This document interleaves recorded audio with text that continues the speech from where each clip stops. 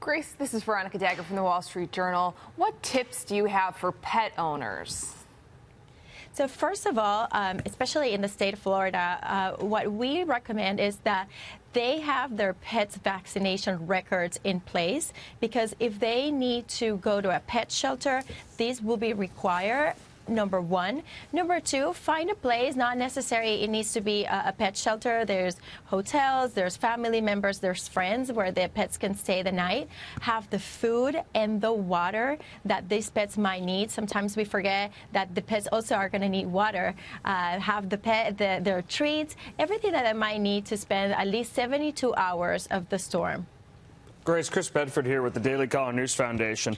What kind of coordination is the Red Cross working on with local police, state police, and other emergency responders to get people out of their homes and to your shelters?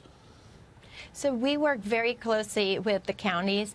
We also work very close with the police and fire departments. We are part of a group that starts planning way ahead of the storm. We have commitments with each county on what will be the role of the Red Cross. This may vary. In some counties, we might manage the shelters prior to the storm. In others, we support shelters.